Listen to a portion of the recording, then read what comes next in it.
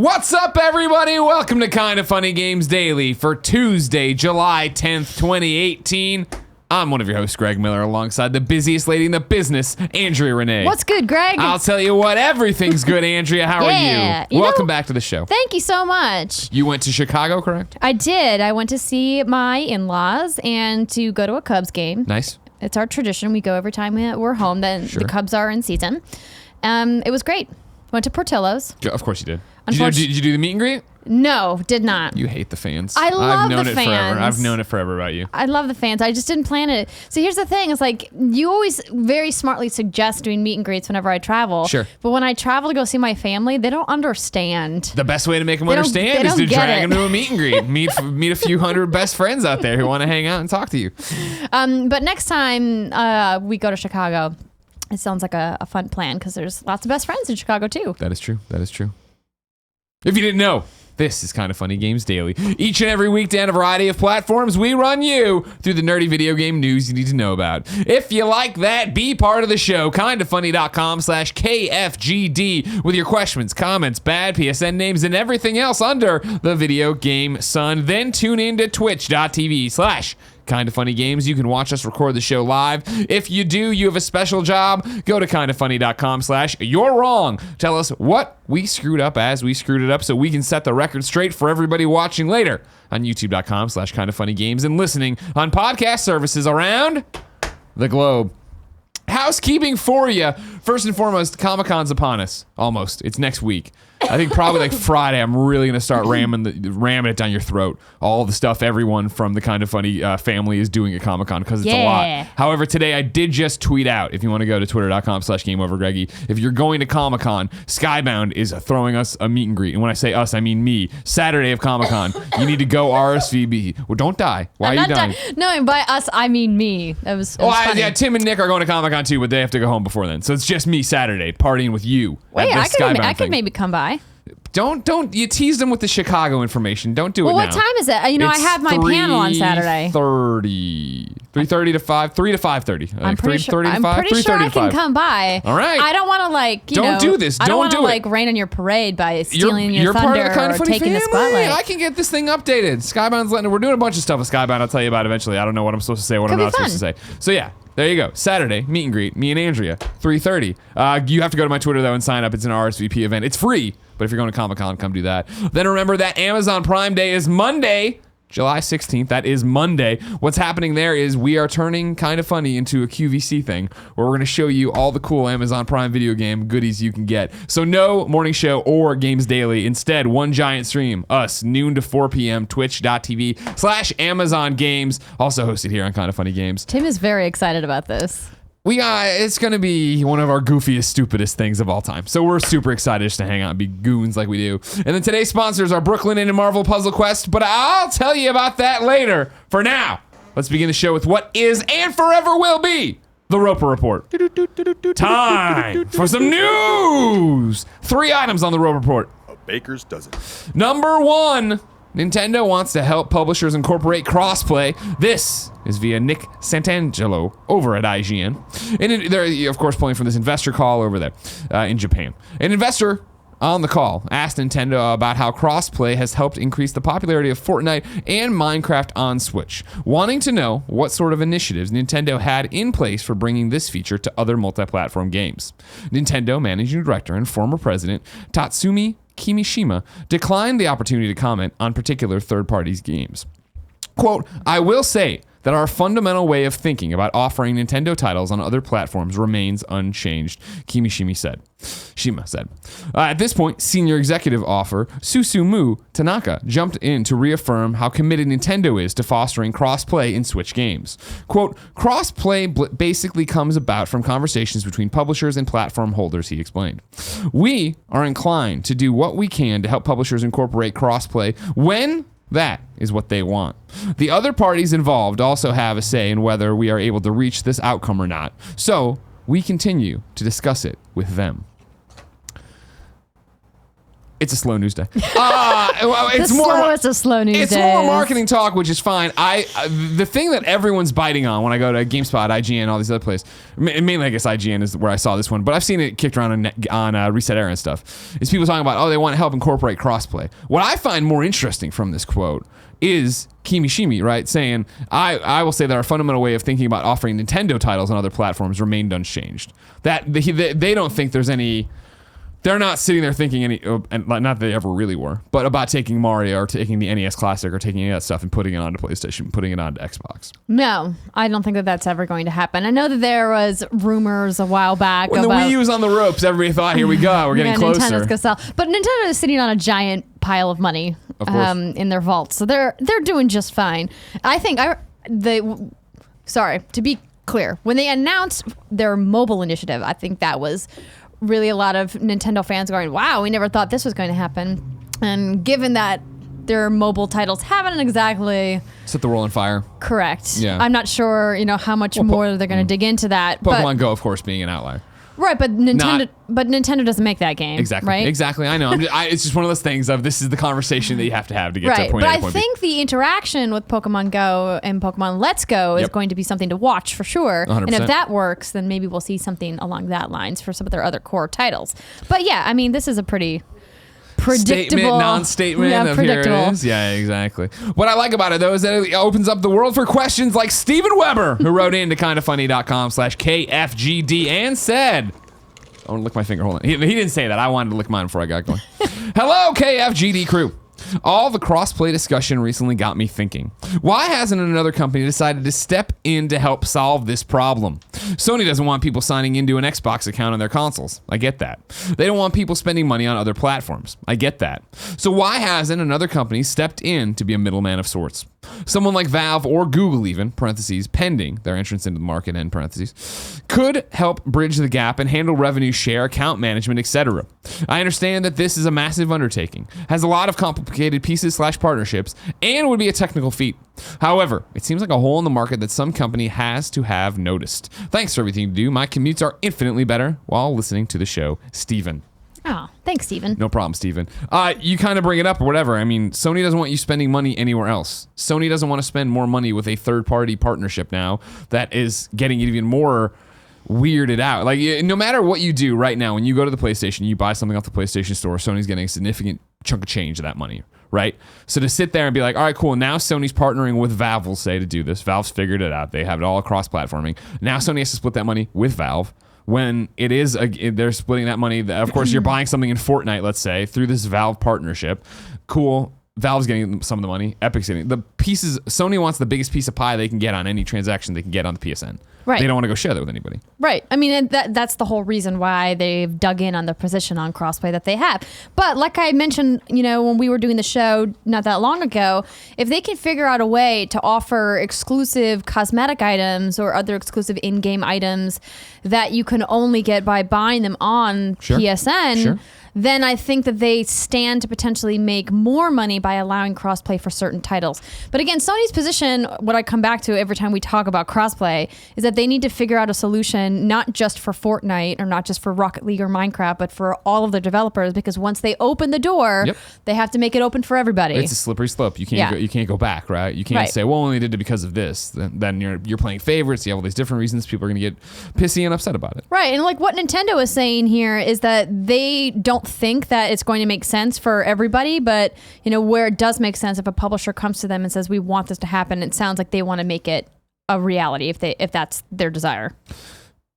In the same vein, but it doesn't really pop up elsewhere on the show. Let's talk right now. Where are you coming out on the Fortnite Season 5 teases that are going on right now? They put up that big axe. Looks like Kratos' axe. It isn't Kratos' axe, but let's dream for a second and say it's Kratos' axe. Well, I was listening to you guys talk about this on the show yesterday and about how fun it is that Epic is just like leaning into the craziness of it.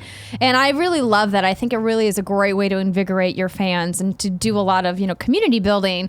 I honestly am not ingrained enough in what's happening in the Battle Royale community to take any educated guesses. I just like the idea that their whole thing with cracking the sky, right, and having these pop up in the real world as their the marketing stunt and all this stuff. They keep saying worlds collide. Today, Donald Mustard tweeted that out, worlds collide, and somebody was saying it's popping up on this. Bye, DJ. Bye. He was on the morning show. If you don't watch the morning show, go watch it. It was great. When you say Worlds Collide and you show next, it looks a lot like Kratos. Is like, oh man, we're not there, but that'd be cool if it did happen. Well, I mean, we got Thanos in Fortnite. Sure, so... but it gets into this weird thing of like, well, so I feel like Epic's whole thing is everything's everywhere. It's one account, right? So are they going to would Kratos just be on PlayStation? Would my Switch account never be able to use him? Maybe. That's bullshit, and they wouldn't do that. Why? Why wouldn't they? Because I feel like Epic has planted their feet on like what they think Fortnite is and what this ecosystem they've built is, and I think they understand the power of the ecosystem they've built. Right. And I think right now, especially at this critical moment of this push and pull of crossplay and what it actually means, I think to go and say, all right, now we actually have a console exclusive skin, even if it was going to be.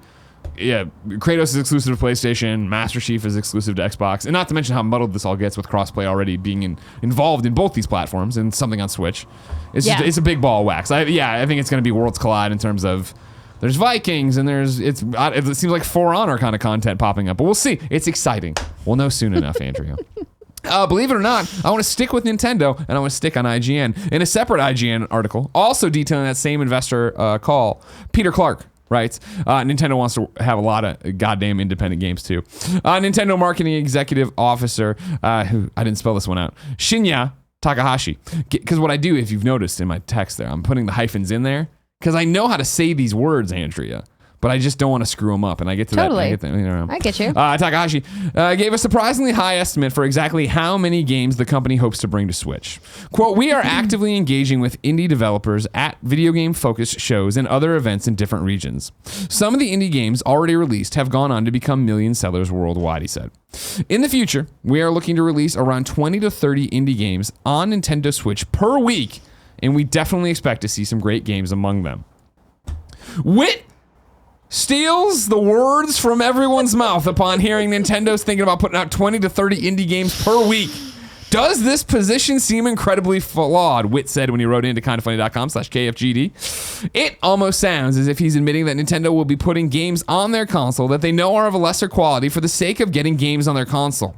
If they release 20 to 30 indie games per week, that equates to between 1,040 and 1,560 indie games. So 1,560, I don't know why I said it like that. Indie games a year on the console. How viable is this model of release for Nintendo? Furthermore, do they need to do this, and what are they hoping to get out of this release plan?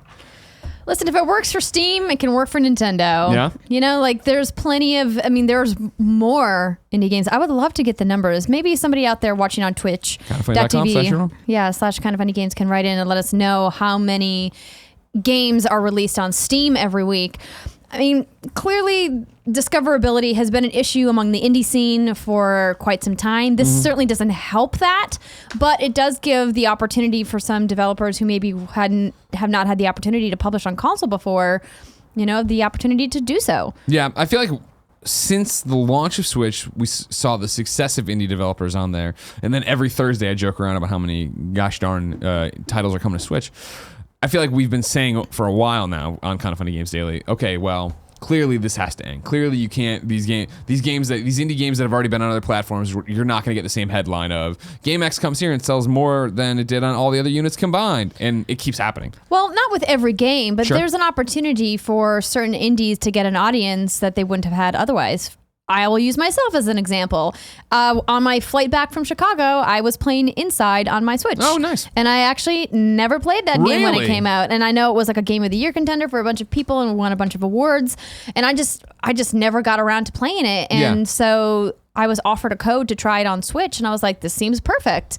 And now I got to play Inside. That's awesome. No, yeah. I'm with you, right? My Switch is my indie machine for the most part. Like, sure, I'm playing Octopath.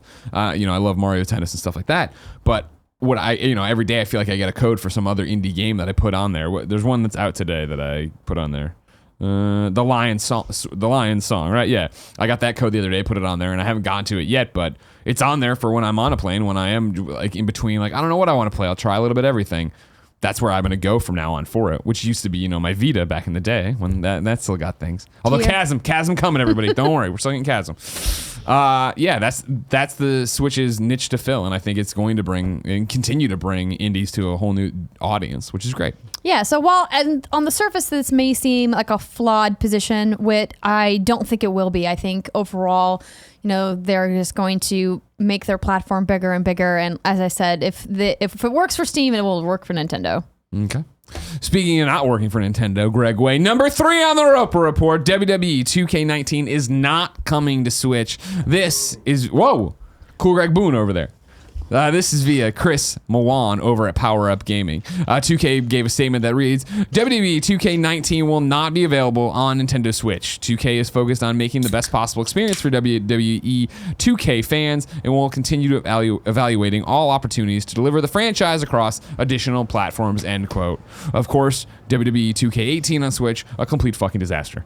Maybe that's why it's not going to continue coming to Switch. And maybe that's why y'all should listen to me. Because I was telling you it was all going to be a problem. You're like, no, it won't be. And I was like, it can't do it. I doubt it can do it. And it couldn't do it. So there you go. But again, it's interesting. I think it's, this trade-off all the time of, the cost-benefit analysis here when you're a developer, when you're a publisher, right? Of so many, you look at Bethesda, they can get their games to run well on Switch.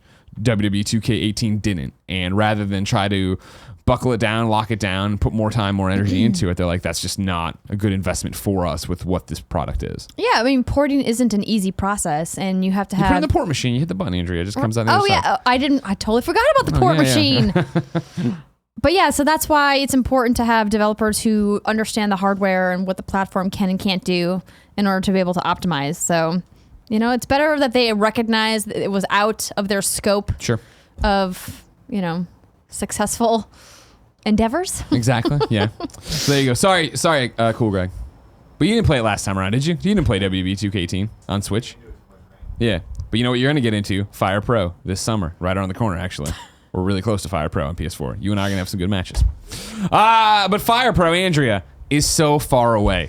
If I wanted to know what games were out right now in the mom and grab shops, where would I go? You would go to the official list of upcoming software across each and every platform as listed by the Kind of Funny Games Daily Show hosts each and every weekday.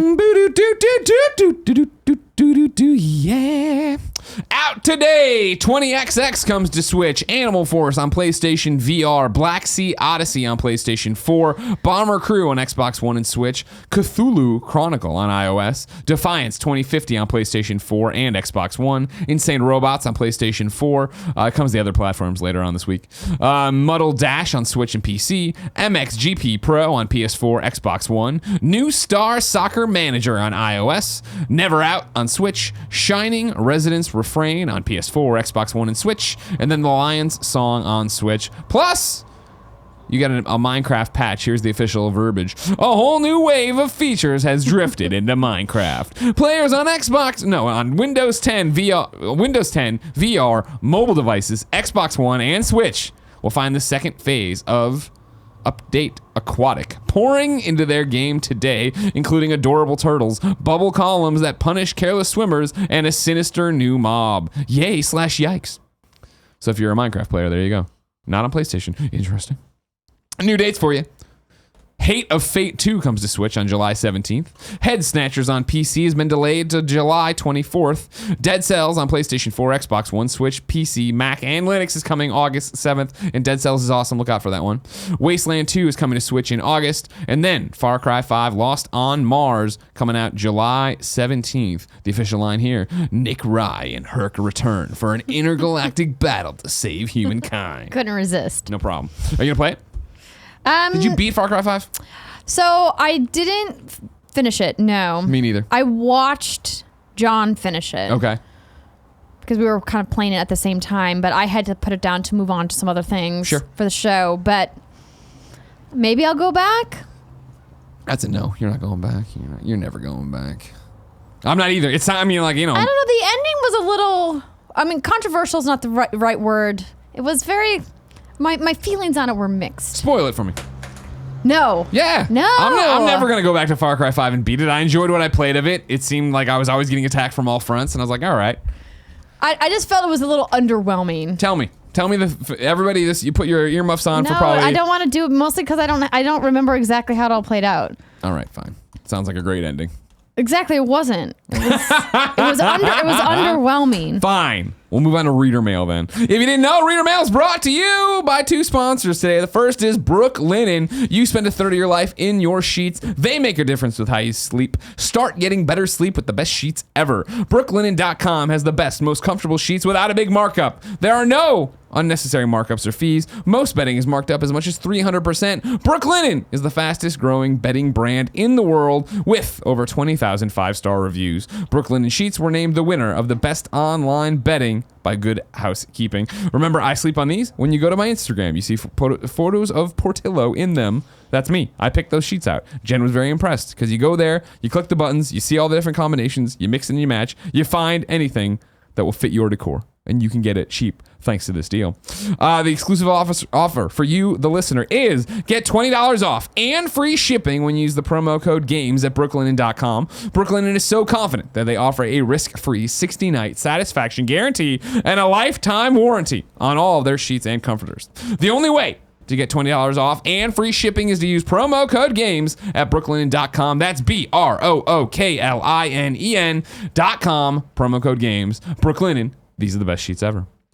Your second sponsor, Marvel Puzzle Quest. As I keep saying, turns out I was wrong. Puzzle Quest didn't die. It just went over to mobile. It just went to be a mobile game with the Marvel Hero license. If you didn't play Puzzle Quest back in the day on the PSP, you were a fool, or you're probably just too young. But let me tell you, Puzzle Quest is awesome. It's match 3 gameplay. You go there, you match the gems, you do attacks. Now you get to do it with Spider-Man, with all sorts of people. Now with Ant-Man and the Wasp, because they're out. It's great. Puzzle Quest is Marvel's only match 3 Puzzle Quest RPG mobile game that you can download for free right now. In Marvel Puzzle Quest, you create a custom team of MCU folks.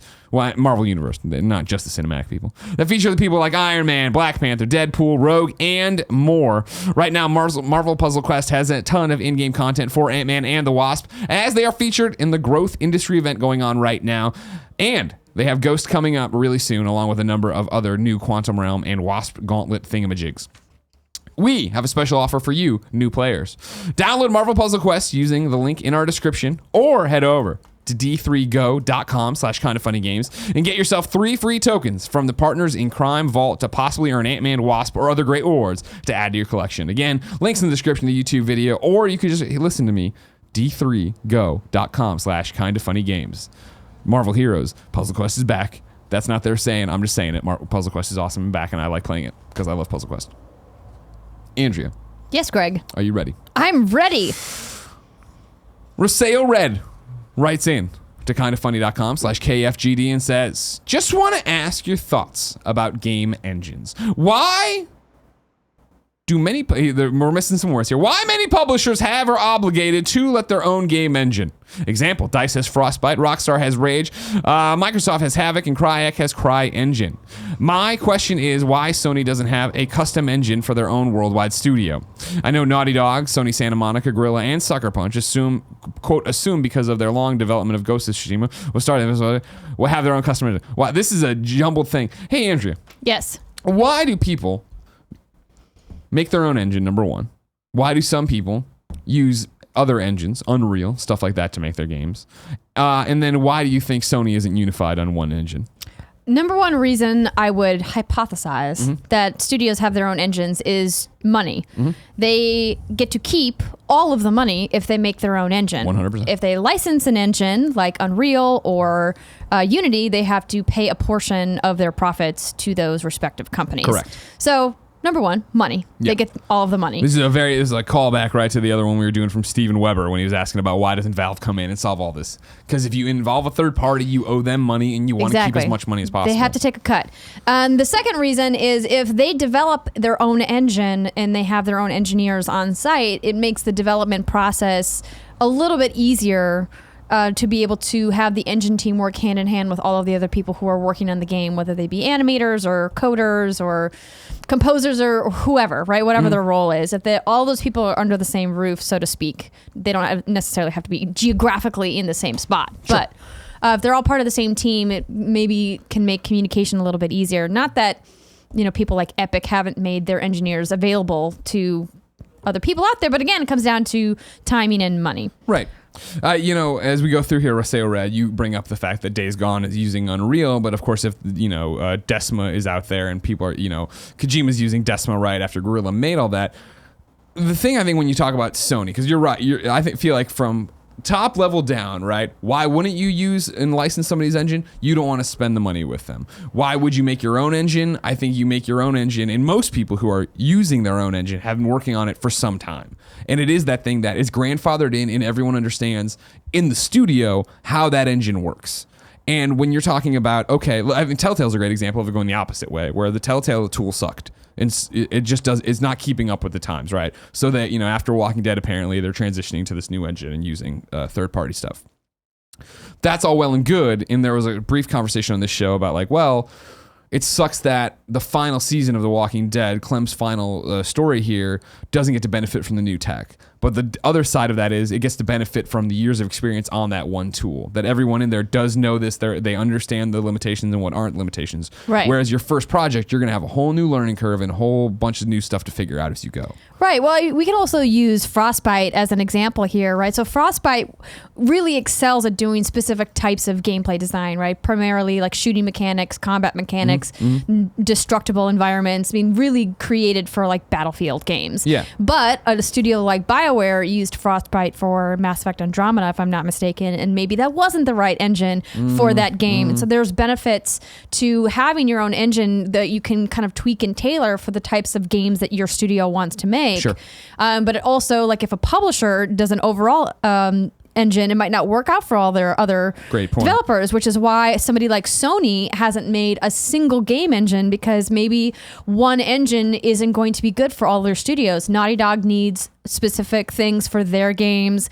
Guerrilla needs specific things for their games, et cetera, et cetera. So if they lock all of their studios to this one engine, it isn't going to serve the development process. Exactly. And I think that, the way PlayStation runs first party and the way they want it to be, every first party has their own voice. They have their own talents. They have their own skill set. It's what we're talking about of, all right, cool. Well, if you came into Sony Ben and you said, all right, you guys are no longer using Unreal. You're all getting on Decima. You're learning this. It is, again, a huge wrench in the works of, well, everybody there has been working on this one engine for so many years. They have their expertise. They have their know-how. And yeah, you can reach out to, hit up Herman and figure out what's going on over at Guerrilla and how do they work through this problem. But again, how much do you want to slow down the process? How much do you want to get in their way? If they understand this and they can make their game the best it can be with that, then go do it. Exactly. It's a complicated system. Shuhei Yoshida would have to explain it further. Where do I want to go next? Andrea Renee. Oh, here we go. Bojanglin writes in to kindafunny.com/KFGD and says, "What's up, Kinda Funny crew? First time, long time. The Switch is a great way for friends to play together in the same room, the way we used to with games like Super Smash Bros. Brawl and Halo. However, it seems like other consoles are abandoning the split-screen system we used to love. Do you think that the wide success of this gameplay model will make a comeback one day?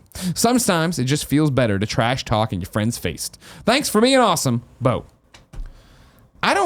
This is similar to, I think, how people made a big deal about single player dying, where I really feel like split screen, especially with indie stuff, is so prevalent now. Where it is, I played so many games at Montreal Comic Con, indie games that were awesome, and I was like, oh shit, this is a party mode. This is a party mode. And they were like 4 to 8 player experiences that are all happening on the same screen. I feel like that.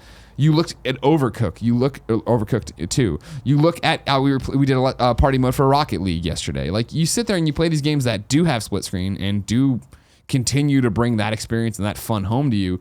I think on a AAA level, yeah, it's not, you don't see it as much, but that's just because games are now a AAA PlayStation game, Xbox game, or PC game is one of the selling points is how great it looks, how beautiful it looks, right? And when you start having to double render everything and split it up into quadrants or something like that, you start to lose that.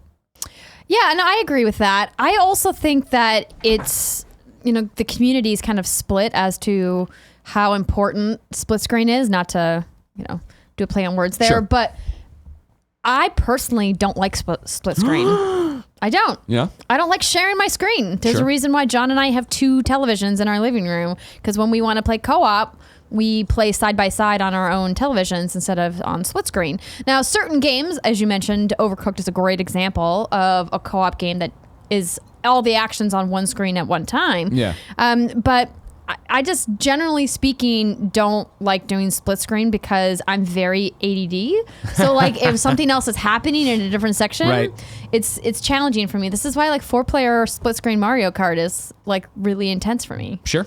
I hear that when we were doing the Rocket League Let's Play yesterday, I was teamed up with Nick at one point, and for some reason, we'd come out of goals, and I would then start looking at his screen, like, oh, damn it, no. And it's like, I don't know why my brain wasn't clicking, but it all depends on the game. Right. How it's going to work and if it's intended for that kind of thing. Mario Kart, sure.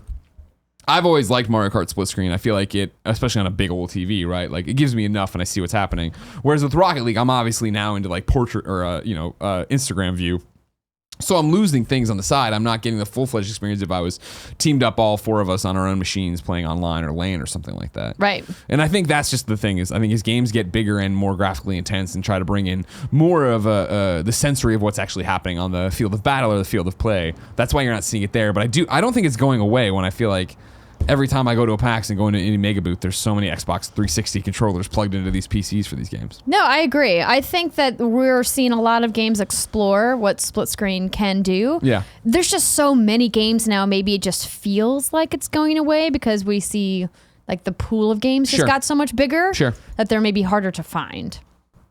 Trevor H writes in to kindafunny.com/KFGD and says, hey, Kinda Funny. First time writer, and I've always loved everything you do. Thank you. Simple question. From what I've seen, the embargo for Octopath Traveler isn't up yet. However, the preview embargo is. What are your thoughts so far?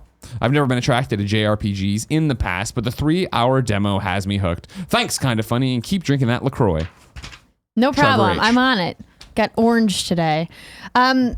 I'm excited to hear what Britt has to say about this. She is playing it, and I have not touched it at all. Do you have any interest in it? Not really. Yeah? Are you just not... JRPGs and me we weren't meant to be together. Here's the thing, is that I've listened to so many people talk up Octopath, right? Mm-hmm. And I've seen the graphics, obviously. I think it looks cool.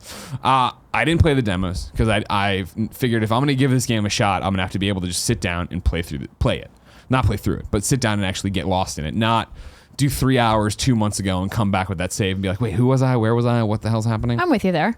So I have my review copy. Played it the entire flight back from Montreal. And I'm going to talk about it in depth on Gamescast this week, recording Thursday, right? Posting Friday on patreon.com/kindoffunnygames and then youtube.com/kindoffunnygames and podcast services every on Monday. But I mean, I'm hooked totally. And I'm not, for me, it's usually a very particular type of JRPG, and it's usually Persona that would hook me, right?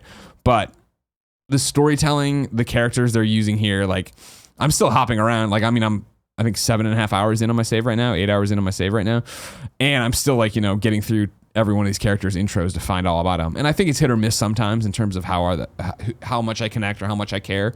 But like, I started with Primrose and I'm like, fuck, this is great. And I want to see her story through. And I think that speaks to it. The game's beautiful. It's interesting. They're using different mechanics in there that are making me go back and not Metroidvania style, but go back to places I've been before and interact with people in a new, different way. And so I'm super stoked to play more. It caught me off guard. We did my last Gamescast appearance. Jared Petty was talking about how much he liked the demo, and I was just like, me. Like, I traditionally I have no soft spot for an SNES JRPG or anything like that. Like, is this something that would connect with me? And he's like, I think so. And sure enough, I'm totally in. Like it a lot. Cool. More on Gamescast. Now here's a heartbreaker. I don't know if you read ahead. Did you read ahead on the questions? No. LukarWuff, about to break your heart. Oh, no. Yours in particular. He writes in to kindafunny.com/KFGD and says, what's good, Greg and Andrea? I recently started playing Mass Effect 3 on Wii U, and I'm really enjoying it. In fact, I'm enjoying it so much that I think I may finally play through Mass Effect 1 and 2. Why would you do this? What kind of monster are you to start with Mass Effect 3? Good Lord. I think I may finally play through Mass Effect 1 and 2 for the first time soon so that I better understand its worlds and characters. I mean, yeah, I listen, I'm not as upset as Greg is. I'm happy that you've discovered Mass Effect and that you are taking the time to go back and play it. I'm still holding out hope that someday BioWare will release a Mass Effect collection for new consoles. Yeah. Well, new. Maybe it'll be PS5. Maybe. Because Mass Effect is one of my all-time favorite series, and Mass Effect 2 is arguably my favorite game of all time. Definitely top 3. So go back, play them. Start with Mass Effect 1 and then go through Mass Effect 2. That's what I would say. If you like Mass Effect 3 right now, stop playing Mass Effect 3. Yeah, I would stop before you get to the end for sure, because there's so many decisions that you make. And if you can play them all on the same platform, so I think you can play... I think both 1 and 2 are available via Xbox One backwards compatibility right now. Okay. Kindoffunny.com/you're wrong. It got so confusing for a while there. I'm pretty sure they are. It isn't. But no, you're right. Okay, yeah, no. I'm trying to run through my head to see if you're right. Yeah, and I think they're also available on PlayStation now. PlayStation 3. Oh, on PlayStation Now. Right. The platform. I don't know that one. That's a good question. Yeah. But with that, does that tinker with that your save? Your save would work. It would see it in the cloud probably. Google that one. That's a good question. But if you can play them on the same platform in order, you can bring your save with you. You can also do like the little mini comic thing at the beginning and make your same choices, but it's more rewarding if you import your save and import your character. I just like, it's such a great series, and the narrative builds in such a lovely way that the payoff is really great until you get to the very, very end of Mass Effect 3. You might be a little let down, but to me, it was about the journey. All about the journey. It's about the journey. Not about the destination. Those Mass Effect 2 moments, man. Come on now. Those also, loyalty just missions. Stick with Liara. She will be by your side throughout the whole trilogy. It's true. She's cool. I always like Jack a lot. Jack? Garrus. Yeah, I like Garrus a lot too. What? Jack as well, yeah. Shaved head woman, remember? Yeah. Okay. Yeah, right. But she's got such a small cameo. So? She can't be with you the whole time. Well, I know. I'm just saying. Garrus is the one I had sex with. Like, he was my lover. You know what I mean? I flirted with him unintentionally once, and I was like, this doesn't feel right. I was all in. Anyways, that wasn't even LukarWuff's question at all. He was just saying, have either of you gotten into a series via one of its later games, despite it being considered a bad idea for fans for story reasons? Do you feel that your experience was lesser because you dove straight into the deep end, or did you not regret it? Keep consensually loving that poultry, LukarWuff. I'm a big believer in being able to not have things ruined for me if I jump in later. So, for example, I didn't start playing Halo until Reach. And so I went back. Wow, really? Yeah, when the collection came out and played the originals, but I didn't think that my experience with Halo was lessened any by starting that far into the franchise. I think for me, I go back and reread things a lot too.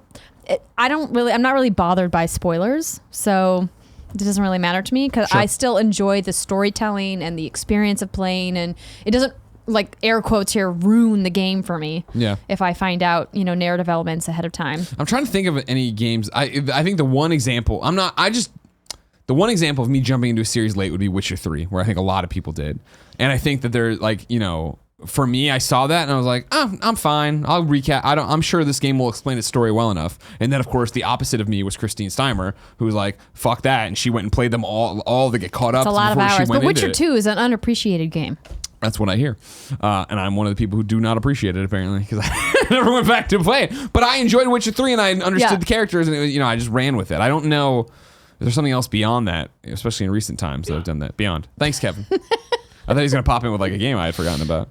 Do it your way, LukarWuff. But again, you're cheating yourself on Mass Effect. We'll all agree Mass Effect 1, not a great game. Mass Effect 2, an amazing game. So just start there. Killer Mike. Hold the phone. Killer Mike. Hold the phone. Mass Effect 1 was a very good game. Too much space, too much elevators. I just preferred Mass Effect 2. But hell yeah, you did, because Mass Effect 2 is awesome. But within the Mass Effect community... Jacob, what's up with your dad? We got to find out. Get in the plane. We're going to space. It's pretty contested as to which one was better. No, it's hands down Mass Effect 2. Everybody agrees. I mean, I agree with you there. There you go. And I guess it's 100% agreement right here. Cool, Greg. Two people. You like Mass Effect 2? There you go. Thank you very much, cool Greg. We're on the same side. Sadie writes in to kindoffunny.com/KFGD and says, hello, Kind of Funny crew. Long time, first time. Please help me. I need some parental advice. We do not have children, but we'll try for you. Okay. I have a son, 10 years old, and he loves to play games. Correction. He loves to play Rocket League. I'm 34 years you're 34 years old. You left that part out. I'm 34 years old and I'm not used to this games as a service type of game. I prefer to play games with an end, Uncharted, God of War, etc. How can I convince my kid to play different types of game? Or am I an old grumpy father who needs to shut up? Am I exaggerating? Greetings from Amsterdam, the Netherlands, say D. As Greg mentioned, we are not parents, so please take this with I have raised a wiener dog for 13 years. Grain of salt. But if you want him to explore narrative games, I would start with something that's a little bit shorter of an experience. Because kids these days, they have short attention spans because they have so many screens and so much happening at the same time. So maybe start with like a Telltale game, something that can be accomplished in just a few hours. Sure. Or an indie game that's shorter and narrative based, and then work your way up. Or pick an action heavy narrative story, like a Halo, that has like a really great narrative throughout that franchise, but is also very rooted in combat. So maybe something worth looking into. I would think it's going to come naturally. That they're going to eventually see a game that my thought process on it right now is he's 10 years old. He's playing Rocket League. He's already playing games. He's already in an ecosystem. Great. If you're playing, Sadie, if you're playing games and you're having a good time and you're talking to someone in front of your kid about God of War or whatever, hopefully they start seeing that, it's like a movie. It's like a TV show. It's like an experience to that level. And then, that's a great example with Telltale of like, does he like Batman? Does he like Game of Thrones? Does he like something that is a little bit of a gateway drug to get them over to that? Another great example I would think is like what when I sit there and like daydream about like, oh man, it'd be cool if I have kids and they don't fuck me over and they like video games, is like, what if you play a Destiny 2 or a multiplayer game that is longer and has a bit of story in it, right? But you're playing together and kind of ingratiating that way, and then be able to talk about what you like in this story and how you're excited about, Death Stranding or whatever coming up, some upcoming game that's going to be a narrative one. But even at 10 years old, most of these narrative games are not meant for 10-year-olds. Exactly. That's the thing, where at 10 years old, your attention span is so short already that even when I think back at what games I was playing on my Sega Master System and in my Sega Genesis and all that stuff, I wasn't looking for an Uncharted, right? I was just looking for something fun to play and screw around and go do whippets in the backyard. And they say, stop doing whippets and I'll do what I want, Mom. I don't know. I don't know what a whippet is. Did you do whippets? Oh, heck yes. I'm from North Dakota. That's all you got. That's all you got time to do. Literally, we were so bored. Yeah. Well, that was a ringing endorsement of North Dakota if I ever heard one. Listen, everyone who's from the plains knows that there are just large swaths of the year that it's just covered in snow. Yeah. You can't go anywhere. You're stuck inside. Kevin, how many whippets you done? None. Yeah. They pickle your brain. They literally make your brain look like cheese. Well, yeah, but I mean, look, she's smarter than all of us. Bad. Don't do whippets. Well, no, we're not encouraging whippets unless you live in North Dakota. Stop encouraging whippets. Nobody's encouraging them. He just merely asked if I had done them, and I said yes. How do you do a whippet? Walk me through, Abe. No, don't. No. Oh, gosh, no. Don't do that. That's terrible for you. It's all bad for you. No, I'm talking about the actual canisters that you... We'll talk about it later. You need to stop. We'll talk about it later. I want you to stick around for GOG and just tell us all your drug stories.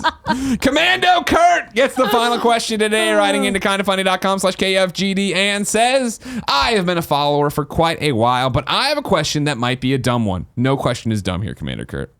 How does one become a kind of funny best friend?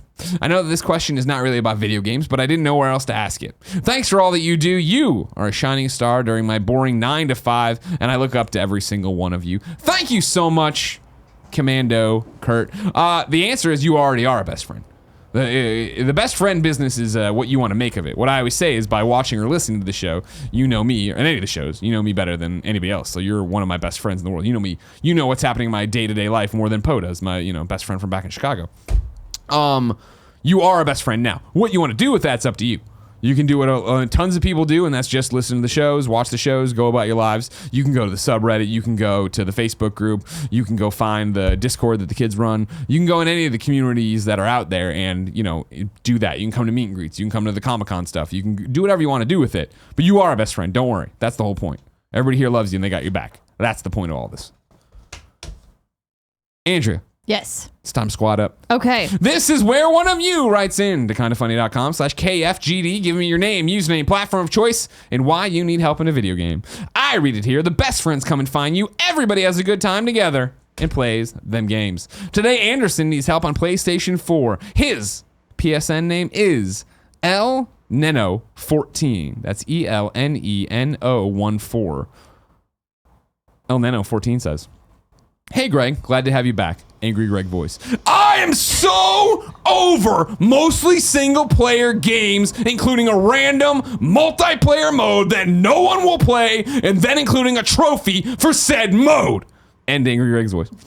XCOM 2 has one trophy that needs me to play one multiplayer match, but I can never find anyone online. If a best friend could help me get this trophy on the hunt for my platinum, I'd greatly appreciate it. Someone has to have XCOM 2 out there, and if you do, Anderson needs your help. Hit him up on PSN. ElNeno14. I like this purple shirt. Thank you. It's one of my faves. Andrea, Yes. we asked the people watching live on twitch.tv/kindoffunnygames to go to kindoffunny.com/you're wrong and tell us what we screw up as we screw it up, so we can set the record straight for everybody watching later on youtube.com/kindoffunnygames and listening on podcast services around the globe. What did we screw up today? This one was from yesterday. Tim said May 8th to May 21st was 3 weeks. It's actually less than 2 weeks. I believe you guys were referring to how much money Blizzard raised for their Mercy Overwatch skins. campaign. Yeah. Oh my gosh. Ignacio Always a good Rojas sign. also referring to something from yesterday about Donkey Kong. If No? there's anything in there Okay. about Diddy Kong or Donkey Kong, just forget it. It was a fun time. We're not going to sit here through their lineage. Lord of Pound says Fortnite does have some PlayStation exclusive items. I believe these are part of a PlayStation Plus though. So I looked this up. And they do have, I believe, exclusive heroes and exclusive skins. But Oh my I believe gosh. Xbox also has exclusive skins. Oh, well then maybe it could be Kratos. It's not, but maybe it could be. 'Cause Yeah. That doesn't make sense who the cat face person is. You saw the cat face with the lightning bolt over the eye? Literally not seen any of You this. gotta pay attention, man. You gotta get on this. This is Fortnite. This is it. This is your life now. You got it on Switch. You're ready to go. Listen, I didn't jump onto the PUBG bandwagon, and I There's think no I'm doing, bandwagon. It's I'm a doing fun okay. game. We're all playing and having fun. I know. Listen, I loved Fortnite before you did. Okay. Yeah, but you Just love the remember. dumb mode. You love the nerd mode. How dare you? How dare you? How dare How you? dare you? Tell me more about Paragon 2. Oh my gosh, stop. Okay. Capitalist Pig says, the games on Steam per week. In 2017, 21 games a day were released on Steam. That's 147 per week. Good Lord. So that's literally, 7 times what Nintendo's intentionally trying to do? Intending to do? That's a lot. Go get him, Nintendo. You got this. Okay, let's see here.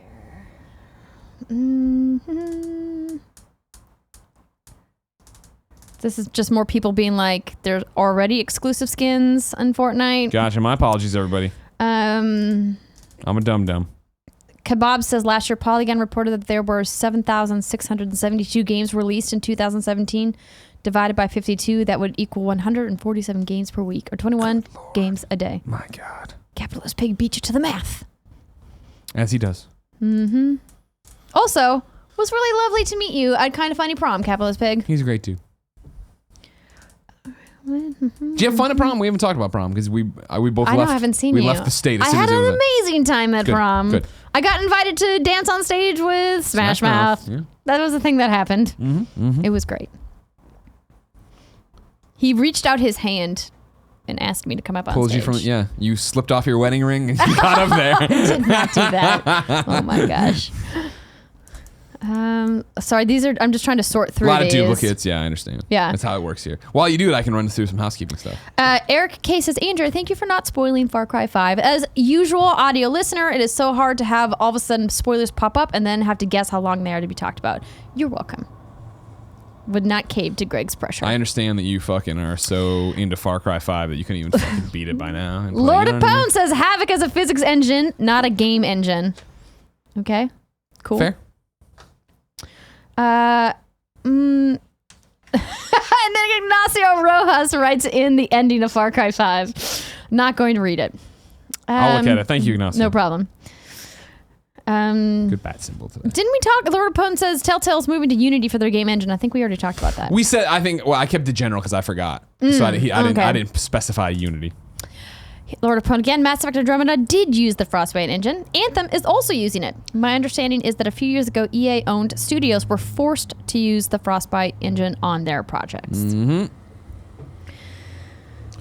And that's why PlayStation doesn't do it. Kebabs. results. I hate to break it to the Mass Effect 3 guy, that's LukarWuff, but Mass Effect 1 and 2 are not available on Wii U. Why would you start there? Great point. I mean, that is a good question.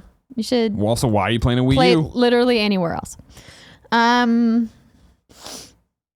yes, all of the classic Mass Effect games are available on Xbox One via backwards compatibility. They're also available on PS3, except for the minor Pinnacle Station DLC in Mass Effect 1. But you don't want to boot up your PS3. Nobody wants to. No, just go to your Xbox One. Let it rest. It's watches. LukarWuff writes in, I will immediately drop ME3 and start playing ME1 on Xbox. Thanks, guys. Good job. Also, Greg is scary when he's angry. Oh, God. Just letting you know. I'm not angry. I'm disappointed. And Nate S., I was thinking this too. Did Greg really ask what that 10-year-old child is into and use Game of Thrones as an example? Who doesn't love fucking Game of Thrones as a kid, It's man? really probably not appropriate for 10 years old. Zombies, big old titties floating around. It's what everybody loves, man. That's what you're a 10-year-old. You're looking like, yeah, you know what I mean? Feeling things. They got to learn somewhere, Andrea. You know what I mean? Why not Jon Snow? Sure. And the other names in that show, I just don't recall. Sure. Okay. You see they're doing a prequel for Game of Thrones now? I saw this. They're going to do a prequel show. Now they're ending the show. It's like, come on. That's not surprising. Whatever, man. Fucking Game of Thrones. If you didn't know, ladies and gentlemen, this has been Kinda Funny Games Daily each and every weekday on a variety of platforms. We run you through the nerdy video game news you need to know about. Be part of the show on twitch.tv/kindafunnygames, youtube.com/kindafunnygames, or podcast services around the globe. Go ahead and write in to kindafunny.com/KFGD with your questions, comments, concerns, and more. And remember, tomorrow's host, Jared. Thursday's host, Jared. Friday's host, Andrea Renee. Me. Like I said, lots of things coming up. I'll have all my Comic-Con announcements ready by then. Okay. We're not start. Oh, no, Friday we start. Friday is when Yeah. we start actually, hey, everybody, here's what's going on. And we'll do the whole thing. And you got to confirm if you can do this meet and greet, and I'll change the thing. We'll be fine. Sounds good. All right. Until next time, ladies and gentlemen, it's been our pleasure to serve you.